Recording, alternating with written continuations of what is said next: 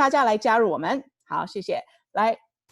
我会先呢自我介绍一下。大家好，我是曾静怡，大家都叫我 Judy。我是10资本以及硅谷科技咨询委员会的总经理。然后这次请到的嘉宾呢是 Helen Chang 张喜兰小姐。张喜兰小姐是在硅谷这里有15年房地产经验的资深房地产投资人。那我先 quickly 的介绍我一下啊，我从小在美国长大，毕业于 UC Berkeley。在毕业 Berkeley 的时候呢，是 Business and Japanese Major 毕业。在毕业过后做了差不多15年的投资，以前在华尔街做了6年。刚开始的时候是负责这个互联网，中国公司在美国上市，那其中之前 cover 的一些公司包括百度、新浪、搜狐等。在互联网的这个产业过后呢，我开始做清洁科技的这个领域，也是负责中国的清洁科技公司在美国上市。然后之后呢，就开始做 family office。那现在的在10资本。主要也是有掌管投资这一块，然后10资本旗下的新图资本专门负责早期方面的一些投资。好，那现在张喜兰小姐今天请到的这位张女士呢，她是在硅谷非常资深的一位房地产投资人。那么张小姐她也持有着国际商业房地产的这个投资认证。因为呢，其实张喜兰小姐她很特别啊，因为她不仅是一个房地产的经纪人，她其实也是在房地产领域非常资深的一位投资人。他呢，持有房地产投资的特别的这个执照，美国英文叫 CCIM。那这个呢，其实很多房地产他们经纪人是没有的。所以张喜兰小姐在房地产这一边，她不仅是做房地产交易，她也还有研究房地产的投资。所以今天我们非常高兴请到张喜兰小姐来跟我们分享一下她对硅谷这边房地产的一些意见想法，以及她觉得说疫情期下房地产现在是什么样的情况，然后房地产的这个领域呢，怎么利用高科技可以让大家做得更好。因为大家也知道的，在疫情期间我们是不能见面的，很多东西是往线上来做，线上来交易。所以今天非常欢迎张喜兰小姐能够加入我们。好，那我刚才也提到了今天会讨论的几个板块，线上交易是我们今天会讨论的几个板块。那现在大家可以看到这个荧幕上面，我们今天呢会讲到主要有三个 section， 3个板块。第一个呢就是我刚才讲到这个线上交易。在后疫情时代呢，线上交易会不会变成一个大的趋势？因为在疫情时代的时候，大家都没办法见面，所以很多事情变成 online， 变成线上。所以这是我们会交流的第一个板块。那第二个板块呢，就是现在的房地产的营销跟以前很不一样。以前呢，很多都是人与人很多都是用口碑来介绍房地产的信息，或者是介绍经纪人等等的。但是现在其实线上营销是非常非常普遍的，所以张喜兰小姐也会介绍这一块。那最后呢，我们会聊到这个房地产金融。现在的金融跟以前也很不一样了，房地产金融还有这大数据的分析现在这种大数据越来越明晰了，而且很多人呢也可以很简单的去线上找到一些资料。那这个现在是什么的情况？那会因为大数据的关系，那房地产经纪人或者是交易这一块通通往线上走，那这个 machine 就是数据机器人跟人呢，人以后会被这些 machine 来代替掉，还是会其实是共存的 ？OK， 所以到最后我们会聊到这一块。好，谢谢。那么我们呢，先请张小姐来给我们做一个湾区房地产的一个update， 一个介绍，让大家多了解一下硅谷房地产现在的一些现况好，谢谢。好，谢谢 Judy， 大家好。我想先介绍一下我的公司。那我公司的名字是 Helen。那我们 Helen 呢有2个部门，一个呢是 Helen Luxury Homes， 另外一个是 Helen Real Estate Investments。那Helen Luxury Homes 呢，我们主要是帮助我们的客人去买卖他们自己的自住的房子。然后另外一个部门呢 ，Real Estate Investment 呢，就是帮助我们的客人从他们投资那方面去帮他们决定哪一个房地产会比较适合他们。所以呢，我们就帮我们的客人从买他们自己房子，一直去帮他们增加他们的那个 real estate portfolio。那我们公司呢，我们公司的科技呢，其实是 powered by side。我们有一个大公司在我们的背后帮我们做很多科技上面的帮助的。OK，next。那我想跟大家介绍一下关于我们湾区房地产的价格。那当然，因为这个疫情来讲，很多人都很好奇，就是说湾区房地产的价格有没有跌得很厉害？那先看一看，就是说刚刚这个新闻出来这几天前就是从 Zillow 那边说，3月份来讲，2020年比2019年。是在Santa Clara County， 就是我现在住的地方，你看到是南边比较南边叫 Santa Clara， 那我们那个价格是增加了4.8%，然后在 Alameda 呢，我们是也叫做是东湾，就是东边的那他们增加了价格大概5.1%。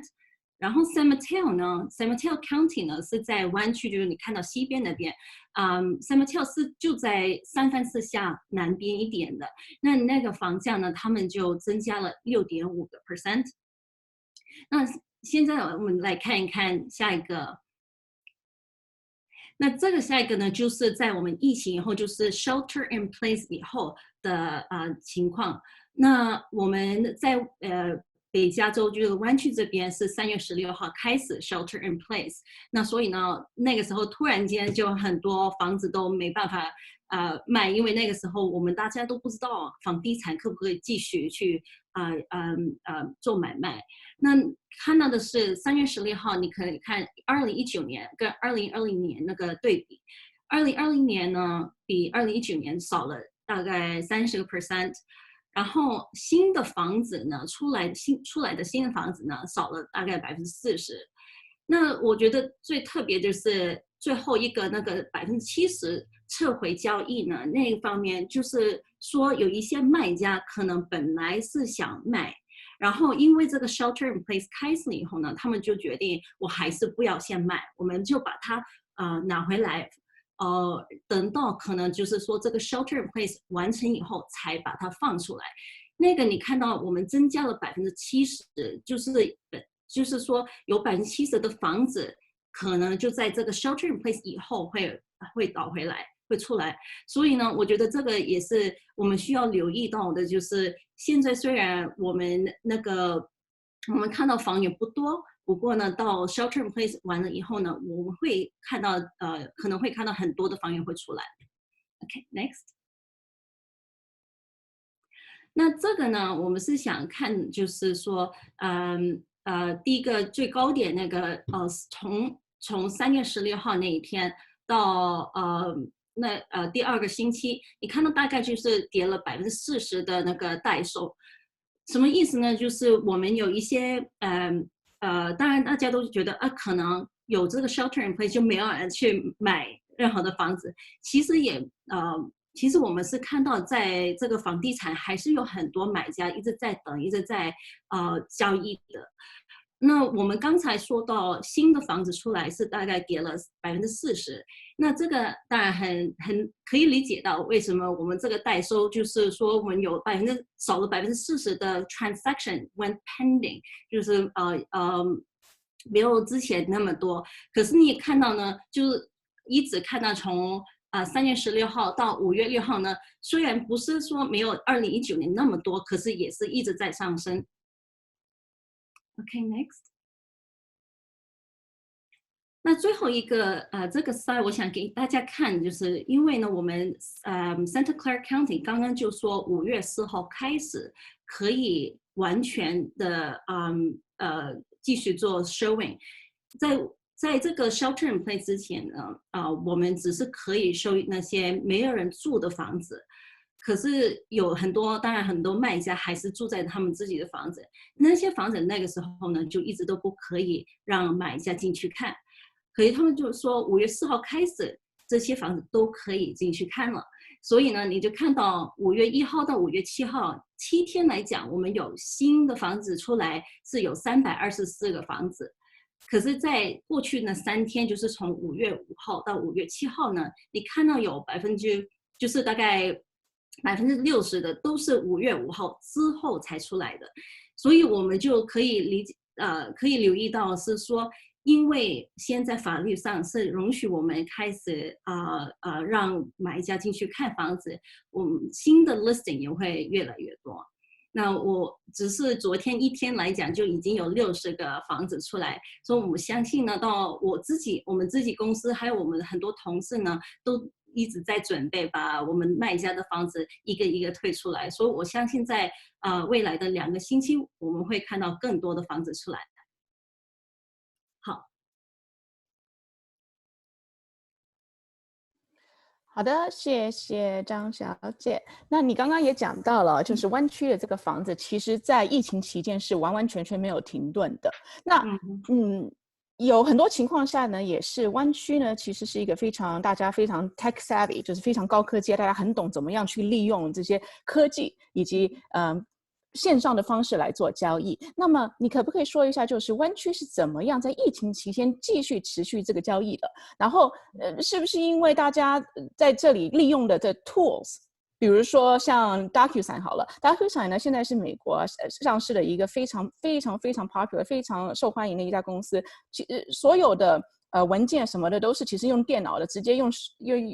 就可以签字了。然后呢，这个也是在房地产交易中经常用到的这么一个工具。OK，所以然后再来呢，就是现在很多公证也变成 e-notary 了，就是所有的公证其实是不需要人去做的，反而是线上就可以去做。所以在你做 authorization 以及这个线上交易的时候呢，也其实是可以公证的，用的方式来公证。然后再来呢，就是 e-recording。OK， 因为你买卖房子做交易的时候，你必须也去给 county 做一个那个登记。那么现在其实登记呢也不需要人去了，你可以直接在线上操作。是不是因为这个关系，所以湾区这个 demand 跟 supply 都没有在下降，然后呢，在疫情期间也一直持续着，而且非常稳定？其实我们这个科技来讲，在房地产科技来讲呢，用这个 DocuSign 已经用了很久。我想我自己过去10年都已经一直在用 DocuSign，就是我们的合约很少，我们需要把它印刷出来，然后再开车送到我们的客人那边去签。很多时候我们都是利用电脑或者是电话上面去跟他们解释我们这个合约，然后签字的时候也是从电脑上面发过去给我们的客人去签字。那所以其实疫情之前跟之后也是差不多，从那一方面来看。刚才你说到那个 e-notary， 就是那个公证来讲呢，在美国是有这个 e-notary， 可是呢，在加州我们比如说要notarize那些银行需要的文件grant deed of trust 那些，我们政府还是不允许我们做 e-notary， 在加州来讲。其他州好像纽约他们是可以的，可是在加州就不可以做 e-notary。所以呢，疫情当中呢，我们有一些客人需要做这些签字呢，就是可能他们会在房子外面坐在外面，然后大家就是大概六尺的那个距离来签字的。我觉得这个事情其实也让很多人比较有创造力，就是想到很多不同的方法。好像我自己也会自己带自己的笔，以前可能就直接走进去一个 escrow office 去签字。现在呢，我们会带自己的笔，我们会坐在前院或者是后院，不会在那个 office 里面去签字。那您觉得说，加州政府会不会因为疫情的关系也开放这种电子的公证呢？其实我觉得他们一定会，你看到那个政府呢，越来越多政府部门，就是开始用电脑，比如说连检查 inspection 房屋检查，他们都说现在他们允许用 video inspection。OK， 对，所以连房屋就是买方想要派有人去做一些检查查验的，都可以用 video 来取代了，不需要有人去。对。或者有些是政府，你比如说做装修的时候，你需要政府给你一个 permit，或者是给你一个对吗？那个 approval， 他们都可以。现在很多都是用 video inspection。所以他们都是他也是因为这个疫情来讲，逼不得已，他们一定要尽快也跟着这个科技来进步。因为以前我们可能会觉得政府他们的那个科技还是比较慢，不过现在因为我们这个情况呢，他们也一定要尽快跟着加快这个脚步来跟着走。对对对。嗯哼。OK，明白。所以你觉得说，反而疫情呢，让房地产的这个交易变得更上一层楼，更现代化。是，其实那个科技一直都有，已经有好几年，只是说大部分的人还是不愿意去用。可是 OK， 然后也不习惯，现在来讲，就是说你一定要用才可以继续工作。明白。那你觉得说这种线上交易以及这种recording 或者是 notary 的方式，然后政府允许了以后，因为疫情的关系，他们可以说是一定要去做，这么样去做才可以继续往前走，继续推动。那你觉得疫情过后呢，这个会不会变成一个趋势，更普遍了？一定会，一定会。譬如说，就是说，连我们的客人也是以前可能不太想在电脑上面先看房子，他们会想自己到每一个 open houses 去看。连我们的客人，我们一些同事啊，或者是政府，你都看到他们现在把他们整个工作的方面、工作的那个 habit 都改变了。所以我觉得这个是应该会因为虽然我们的 shelter in place 可能是5月31号就会lifted。可是我相信呢，很多人还是会觉得不太想出去，不太想去看到人，还是比较想说，我们可以利用电脑的话，就尽量用电脑去完成我们应该要做的事情。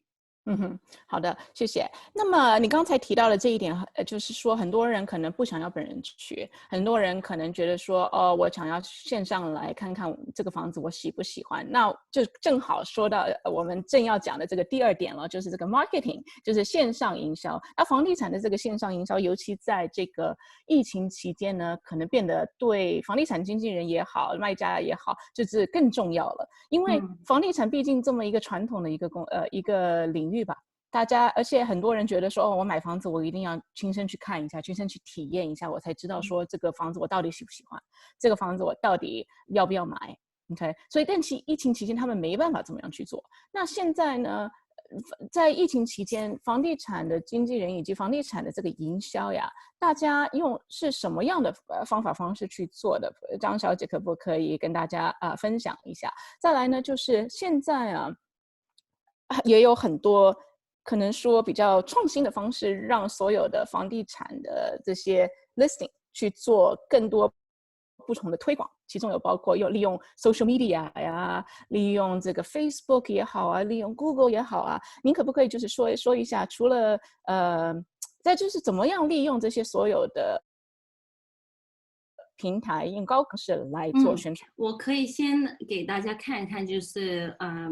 也是一样，科技来讲，其实已经有了很久，只是很少人去利用到这种科技。我现在为什么他们以前不用呢？是不想用、不需要，还是就是因为 adoption 大家不太习惯？我觉得是因为大家都是人就是这样子嘛，我已经习惯了要做这个办法，就是用这个办法来做。所以虽然那个科技有，可是大家都觉得，我还是比较喜欢用自己习惯的东西，对自己习惯的那个方法。那比如说这个网页，我们以前帮我们的客人做，这个是上1年，可是我们已经做这种网页已经好几年，现在比以前更重要，一定要有一个网页。还有除了网页之外，我们有那个照片在下面，你看到，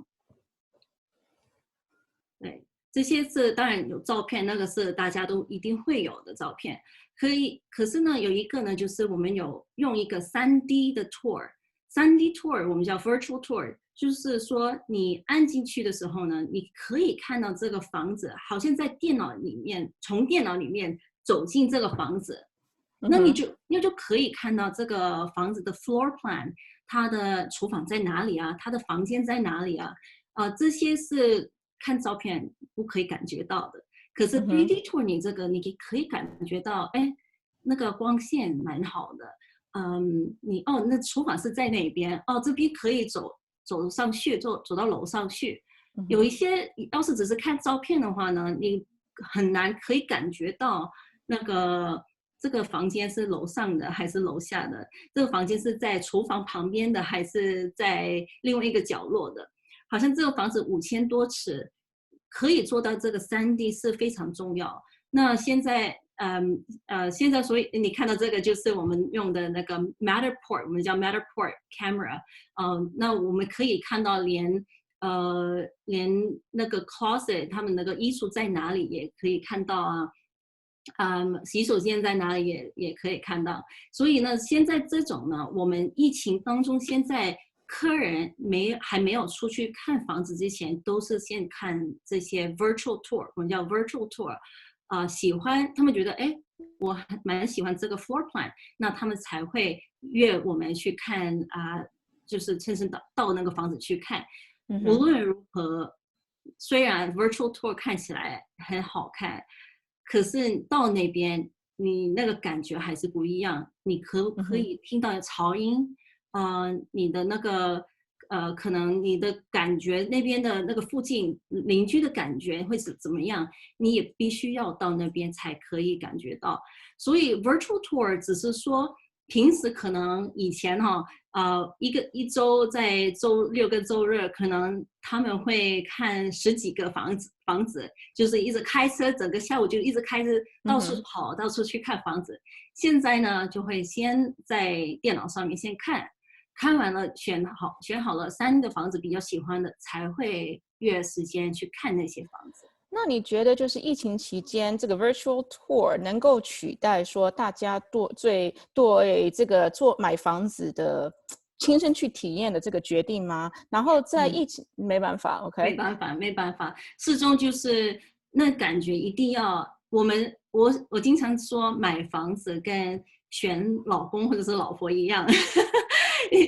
你是一个很特别的那个感觉，你不可以说我看了照片，对，这个就是我要娶的老公，娶的老婆，或者是要嫁给这个老公嘛，你一定要去认识一下你这个对象。买房我觉得也是一样，特别是要自己住的房子，你一定要进去看一看，你会觉得，哎，这个是我可以想象到自己就是我们一家人可以住在这个房子里面，所以还是亲身去看，还是非常重要。但是 virtual tour 在疫情期间的时候，对大家来说也是一个挺好的一个方式，让他们去体验一下，明白？对，那你就不需要跑10几个房子，你可以就是只是看3个。对卖家来讲也是一个好处，因为有时候卖家也不太想那么多人进去他们的房子去看，他们希望的是你进来的买家都已经是比较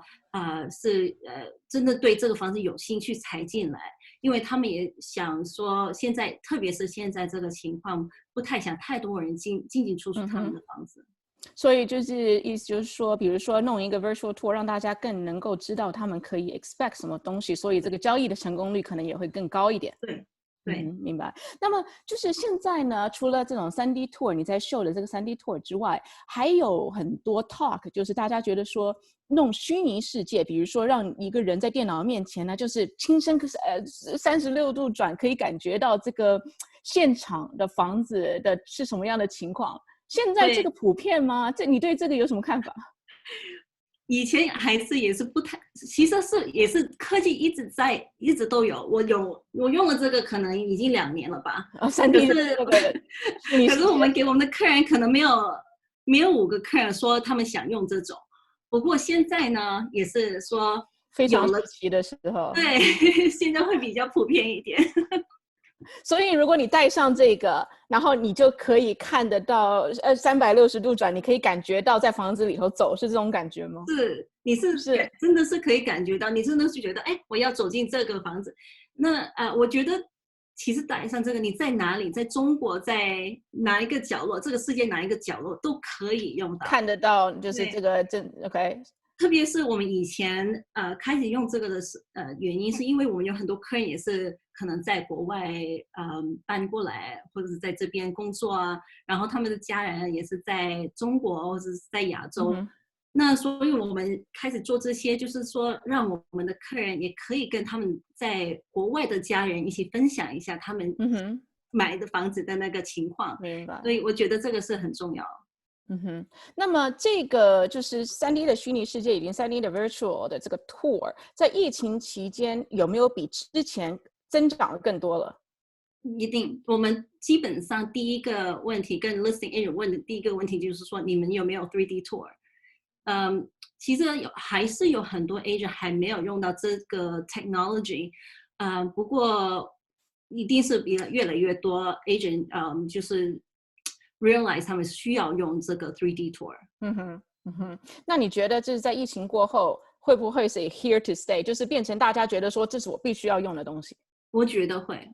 嗯特别是因为也是变成了一个习惯嘛。嗯我们现在大概2个月了，我们的自己的客人也是从以前要一直自己走，自己跑那个 open houses，嗯哼现在都是在看 3D tour。然后我觉得，虽然就是说5月31号可能我们都没有了这个 shelter in place order，可是呢，我觉得很多人还是会有点担心，所以呢，我觉得这个 virtual tour 一定会继续比较普遍的，很多人会继续要看，先看 virtual tour，然后才去看那个房子。好，明白明白。OK，好。那么也麻烦你说一下，现在就是房地产的这个营销在线上跟以前有什么不一样？以前可能很多都是，比如说谁介绍谁，你可以去看房；谁介绍谁可以去看房。那现在呢，很多情况下就是房地产经纪人也好，或者是网络的线上营销也好，很多人都用，比如说 localized ads。在 Facebook 上面、social media 上面、在 Google 上面来做这方面的营销，你觉得你对这个有什么看法？其实一样，我们现在 open house， 以前我们就是说我们 open house， 然后他们进来我们的房子。现在呢，我们的 open house 是在 Facebook 上面，或者是 YouTube Live， 就是现场我们有一个经纪在那个家里，就是那个房子前面，然后呢就有一个 Zoom meeting， 好像这样子， OK， 然后我们 push it 到 Facebook Live，那我们是这样所以大家打进去，对，大家打电话进去，然后用什么 FaceTime 啊、Google 啊、Hangout 啊、Zoom 来做这种 open house。对 OK， 所以现在就可能有一个人在就好像一个 host， 我们会 OK 回答问题啊，看谁有问题。另外一个就是在房子那边做介绍，一直走，一直介绍这个房子。OK， 那这个是因为疫情的关系吗？还是一直都是这样子去做的？然后你觉得以后也会是这个趋势吗？一定是疫情的关系。我觉得疫情以后呢，要是比如大家都觉得 open house 还是比较安心出来的时候呢，我觉得传统的 open house 还是会继续。virtual open house 呢，可能会只是不会太普遍，因为就算那个3D 虚拟世界也不会太普遍嘛。我觉得它还是继续会普遍。open house 呢，因为是现场，就是说我们需要有人一直进来去问问题。我觉得要是买家是希望看着房子的话呢，他们会宁愿是走到房子里面去看。可是 virtual tour 刚才说的那个3D， 就是说他们可能先看10几套或者是20几套房子，看完那些 virtual tour， 然后他们才去看这个 open house。好，明白。好，谢谢 Helen。那么我觉得到下一个板块，因为我们现在讲了这个各种不同的 technology 也蛮多的啊，以及这个线上的交易，还有线上的营销。那么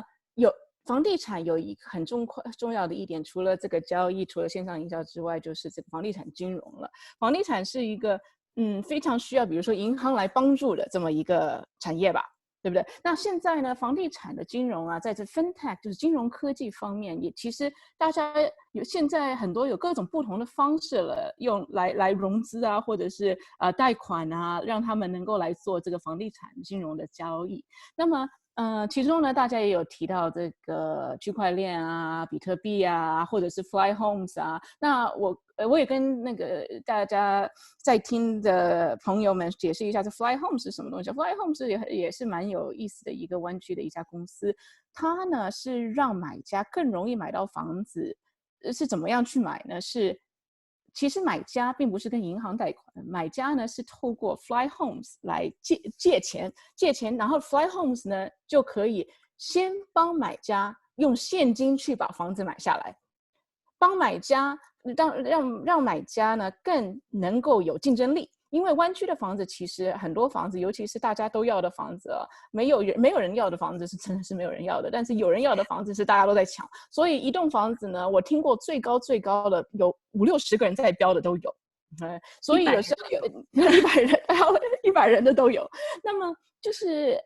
所以买家呢有时候就会想要说，我该怎么样让我自己更有竞争力？那大家也知道，现金是最有竞争力的，现金也是 cash is king。那么 Fly Homes 呢是一个初创公司，他就想到了一张办法来帮助买家来买房子，就是其实呢我是跟这个 Fly Homes 来贷款，然后买 Fly Homes 去帮我标。他用现金去帮我标，他如果帮我标到房子的话呢，这个房子我到时候买到了，我得去想办法来 refi 来转贷，从 Fly Homes 买回来，或者是我就给 Fly Homes 来付钱。那么你对这些各种不同的这种房地产金融金融科技，你有什么看法？然后大家都很新奇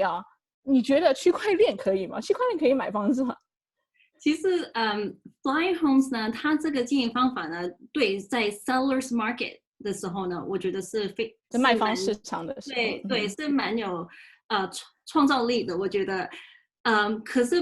要是我们的这个 market 到一个 buyers market 来讲呢，就可能没有什么用途了。很多买家就觉得，他不需要那么具有竞争力。这个 Fly Homes，卖家也觉得我宁愿是要最高的价格，我不需要，因为 Fly Homes 他们也说，因为我们是现金帮你买的，可能你的价格会比较低。可是在，buyers market buyers market 来讲呢，Fly Homes 这个 model 就不会太有这个作用。我想，我可能觉得呢，就是这个疫情以后呢 ，Fly Homes 可能没有那么 popular。OK， 那你觉得，所以你觉得说房地产金融这一块，比如说金融科技这一块，还是传统的那种贷款方式以及现金的方式，可能还是最普遍的？那当然，第一就是说 cash is king， 那个是一定是还是有现金的话是最好了。那可是传统的那个 conventional financing， 就是传统的贷款来讲，还是很会继续比较普遍。为什么呢？我们可能觉得，拿那个贷款有很容易的一个事情。其实每一个人的他们那个经济状况都不一样。我可能说有一些客人是有不是每个人都是有 green card， 或者是他们是有些是 F1 visa， 有些是 H1 visa， 或者是有些客人他们大部分的 down payment 是从国外进来的，不是每一个银行都可以做到。所以说好像可以用一个电脑来帮助做一个贷款的话，不是那么容易。说有一些客人可能他们的 file 比较简单。很简单，都是 W2， 就是说他们是一个员工他们没有什么特别的情况，没有他们都是美国居民或者美国市民他们的首付全部都已经在美国的银行里面。要是很简单的 file， 可能是可以用到这些那些电脑的传统的一些电脑线上的。对，可是传统的贷款呢，你还是有一些很多的客人呢，还是需要一个 mortgage loan officer 去帮他们去分析，应该怎么样帮你拿到最好的贷款、最好的利率。我们有好几个客人以前随便去找一个银行去做贷款，后来呢，到可能差不多3个星期以后才发现，他们不可以帮我做到贷款。那所以找一个真的一个比较有经验的贷款人员是非常重要的。明白。好，那问你一个大家很 popular 想问的一个问题就是你觉得比特币可以来买房吗？这个区块链在这个房地产的领域里头，就会不会出现呢？会不会真的用区块链来做地产交易？我知道有很多公司现在一直在所以我们叫 blockchain、cryptocurrency 这些去做买卖房地产。我们也有客人问到我们这些问题。问题是说，譬如我跟那个卖家决定5月1号我们要买这个房子。你知道 cryptocurrency 当然他们的价格可以上上下下蛮多的。那要是我说5月30号我们交易的时候，那个价格可能跟5月1号的价格很不一样。那所以这个原因，很多卖家也不愿意接受的 cryptocurrency。blockchain 来讲，这个 technology 来讲呢，我们是觉得它的那个意念是蛮好，可是呢，政府来讲呢，没有这个可能那么快就可以接受用 blockchain 这个方法来做房地产的交易。我们觉得可能这个科技来讲，我知道的很多都说10年以内会用到 blockchain， 可是我觉得应该是没有那么快，可能要等到20年才会有比较普遍化用到这个 blockchain 这个 technology。那政府为什么不会去让这个 blockchain 来交易呢？是不是因为这个房地产的交易还是需要实名制的关系？当然还是我觉得最重要就是政府那边，因为你有这个 blockchain technology， 到最后还是需要政府说认可可以用这个 technology 你才可以用。可是政府那边我觉得他们不会那么容易就说 OK 现在我们全部都把它改成 blockchain technology， 所以这个原因我觉得不会那么快可以用到这个 blockchain。 好的，那我们来聊一聊，就是房地产大数据跟数据分析这一块好了。在以前呢，房地产是一个非常 inefficient 的 market， 就是这个信息啊跟数据非常不清晰，而且可能因为什么东西都是要record 啊，然后是因为透过政府，那政府你刚刚也提到了是非常没有那么先进 ，OK， 所以这些数据呢以前没有那么清晰，但是现在因为有 Zillow 有 Trulia，还有各种不同其他的这些 platform 他们把很多这种房地产的信息现在放到了网上，让我们任何人都可以去线上看看，我房子值多少钱，我房子可以卖多少钱。那我个人是有看到，比如说5年前在看 Zillow 好了，这数据是非常差的。可是这5年呢，它是有进步，因为越多的数据在网上了，就越来越好的这个 comps。OK， 越来越多的数据的话，它就可以这个 machine 啊，它这个人工智能就可以慢慢的来 learn 来学习，就是怎么让数据变得更好。那么 Zillow 呢，现在让大家很容易的，就是说能够去找房子，也让一些人甚至的直接用 Zillow 来卖房子。OK， 你对这个有什么样的看法？因为其实呢，到这样子的话呢，房地产经纪人也好，或者是我们刚刚讲到，现在很多签字用 DocuSign， 很多公证用 e-notary， 就是不需要人了。你觉得房地产经纪人以后的这个 position， 以后的这个会什么样的情况？那你说的对 ，Zillow 5年前我们看到它那个我们叫 estimate， 它的 Zillow 的 estimate 就是蛮差的那个时候。还有除了 Zillow， 还有很多其他公司都有他们自己的 estimate value。现在是比较好一点，可是呢，就是说不可以代替到我们经纪人进去看这个房子来决定那个价格。银行方面他们还是需要帮你做一个估价嘛，他们会派一个 appraiser 去看你的房子。有时候他们可以做一个 desktop appraisal， 就是说他们也是在电脑上面看到你这个价格是大概这个价钱。既然你已经放了那么多的 down payment， 那就我们可以接受电脑上面的那个价格。可是很多时候他们还是需要有一个 appraiser 进去。为什么银行他们自己也不相信电脑的数据？就是因为每一个房子的都有不同的特色。比如说有一些房子可能它周围的房子都是卖的比较高的价格，可是为什么这个房子它的价格没有那么好？有可能是因为它这个房子已经有一些地基的问题，那你从外面看不到呢，可是你在房子里面走的时候，你就可以感觉到，这个房子有一点歪，那个地板不是平的。那这些在外面我们看不到这些东西。还有一些可能是电脑上面不会说分析到，这个房子它的那个位置没有那么好。可能我们有一些客人就是不太喜欢那个我们叫 T intersection，就是这个路冲的地方，就是在这边对这个路冲，对这个马路。电脑他们不会分析到这个价格的分别。那个可能就是我们经纪人看到这种情况的话，就会提醒我们的客人，这个房子可能卖的价格不会那么高。那所以我觉得有买房说到这个 estimation value 哈，不可以说只靠电脑，电脑可以帮助到一点，可是呢，人没有办法完全的代替到人去看这个房子，然后给我们那个客人我们的专业的分析。那说到这一块呢，你觉得就是说，像房地产这个领域里头，哪一些是绝对不能被 machine 啊或者是 AI 来取代的？哪一些是你觉得是可以取代的？那你觉得这个 machine 跟 humans 就是哪一些是可以 coexist 的？比如说我们刚才讲的那几点好了，这个 transaction。还有这个 fintech 金融、银行贷款，很多银行贷款的东西都也可以 move online 了。那很多营销也可以 move online 了。那数据呢，比如也可以我们直接从网上来拿。那么你觉得说，就是现在来看，很多以前人所需要做的 manually 做的事情，很多现在都是被机器啊或者是电脑就直接可以做，而且它可能可以还做得更快，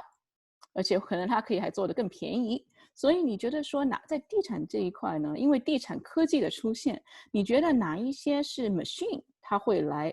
取代人类的，哪些是不可以的？其实这个是一个很好的问题，因为我相信有很多客人，可能很多人去找房子的时候，第一个问题就是说我为什么需要一个地产经纪呢？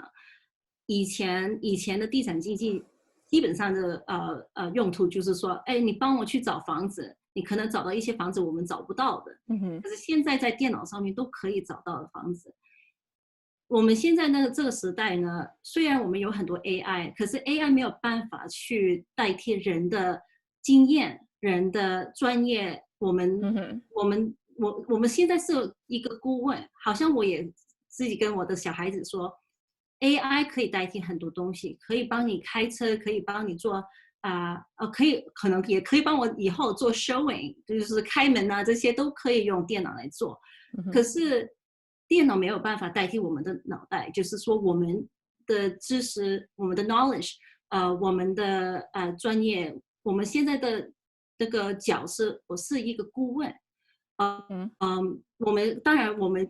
有一些客人说，哎，我已经曾经买卖过一个房子，所以我很有经验了。可是他们可能买卖房子是1个、2个的房子的经验，我们买卖房子是几百个、几千个房子的经验。那我们也装修房子的经验，或者是投资房子的经验，这些电脑没办法帮你代替的。我好像说我们每一次进去一个房子的时候，我们会跟我们的买家分析到这个房子有什么好，有什么不好。很多时候我们说的不好可能比好的多，那他们也觉得，哎，我没有想到这个问题，哎，没有想到这个窗户这个位置，或者是说这个房子的位置，很多事情有时候普通人就是没有想到的事情，电脑也不会跟你说这个房子的窗户不应该在这个高度啊，或者是什么的，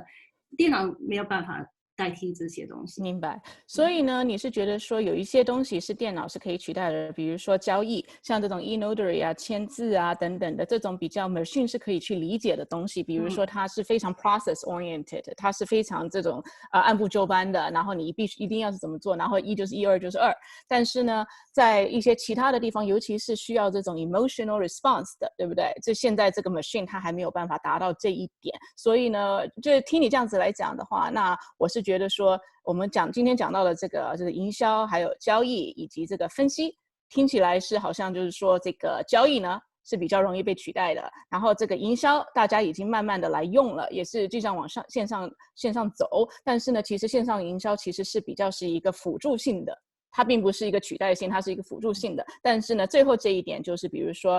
贷款也好，金融也好，或者数据分析也好，或者是房地产这个 transaction 的分析也好，还是非常需要一个人这么样去做的，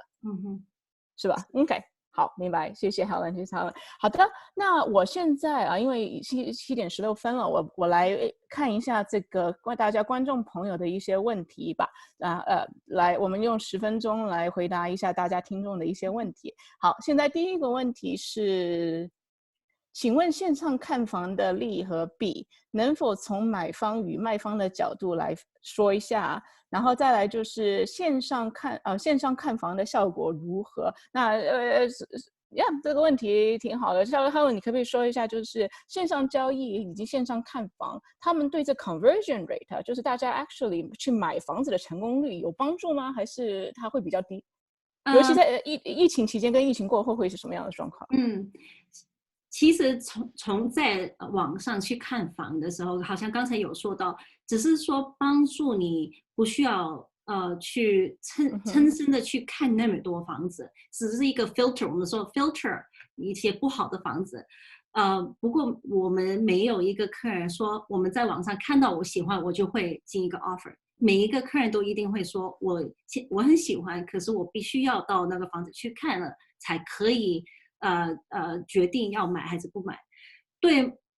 卖方的角度来看呢，当然他们也会比较喜欢。好像说我们有一个客人，她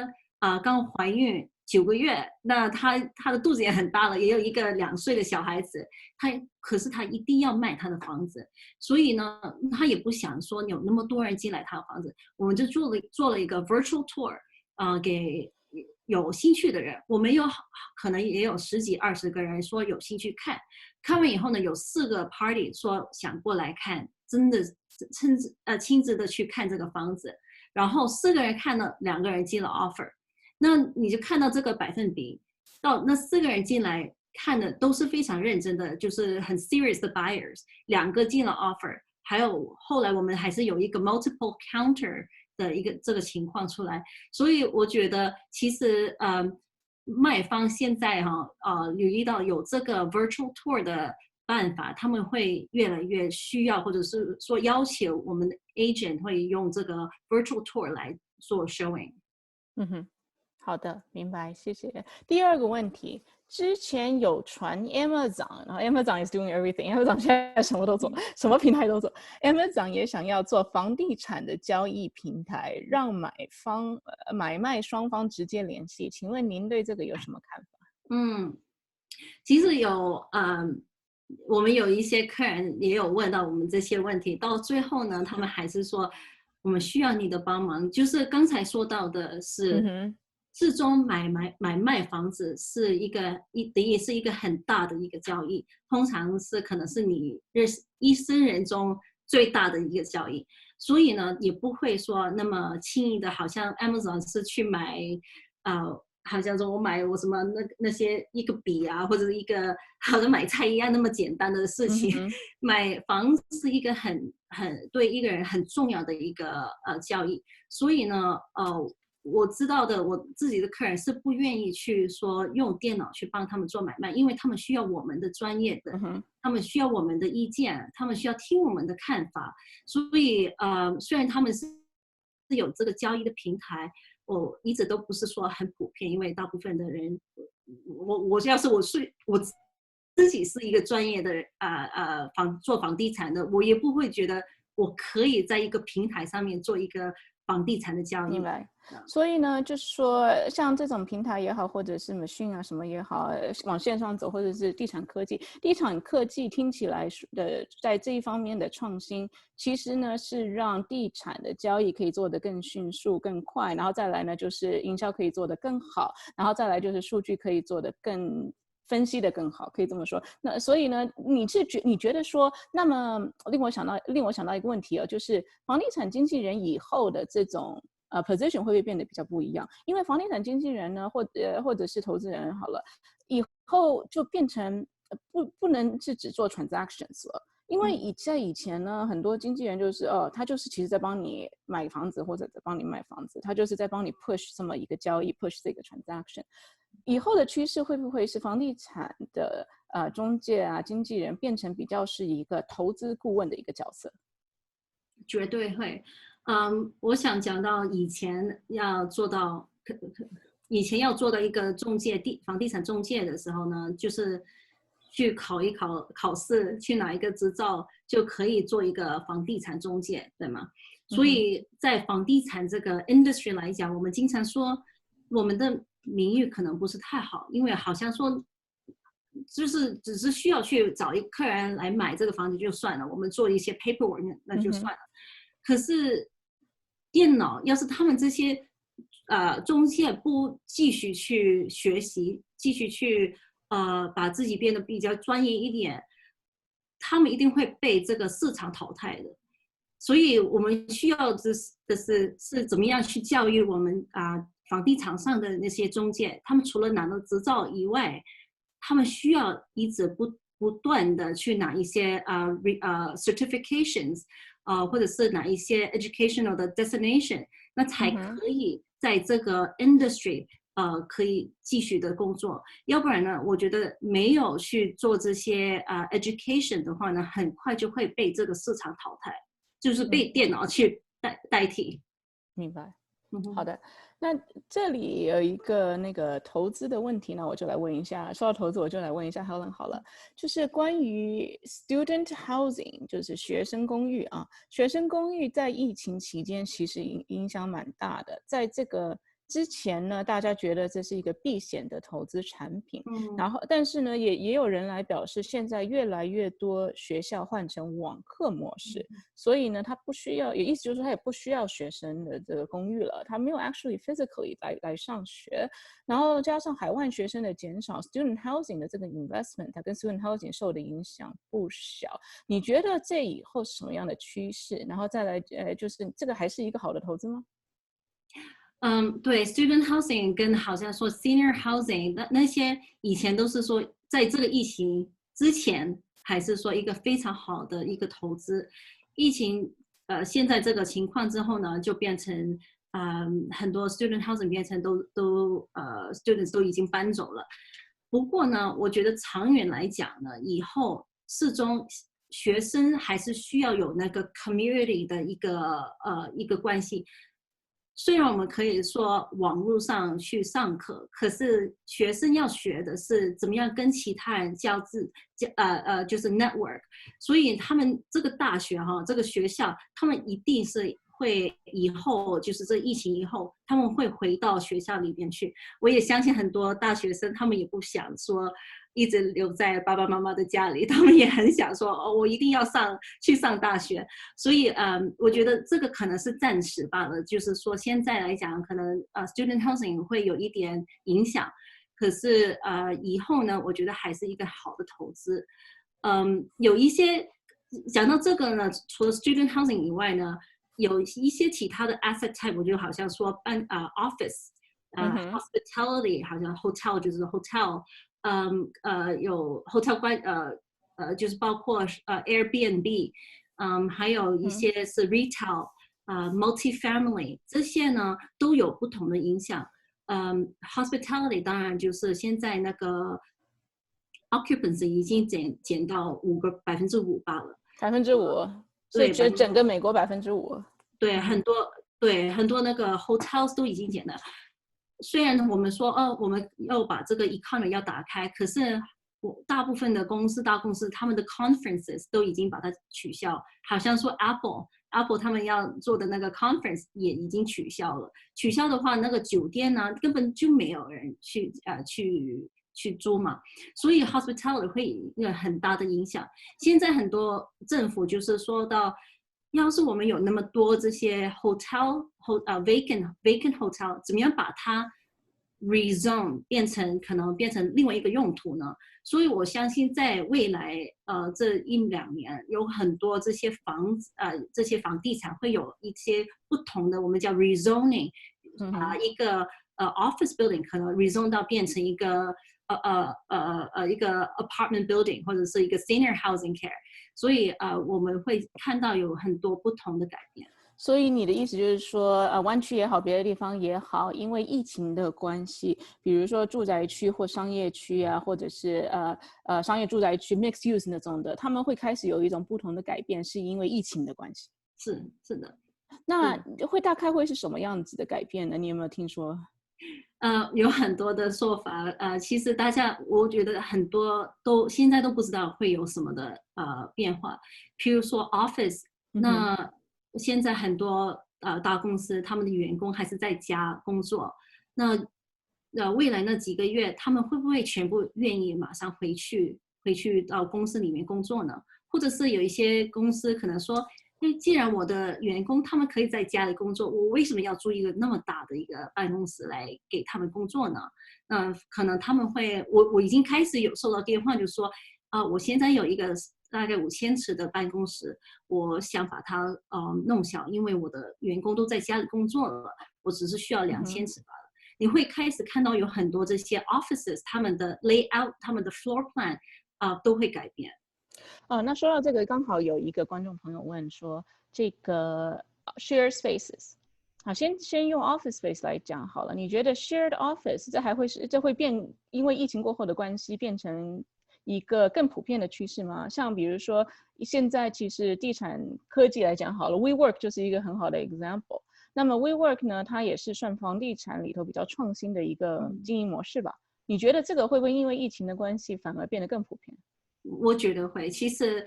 已经从蛮久了，我们一直说，大部分的这些 WeWork executive， 我们是叫 executive offices，其实会越来越普遍。基本上因为我们都是可以在网络上面工作，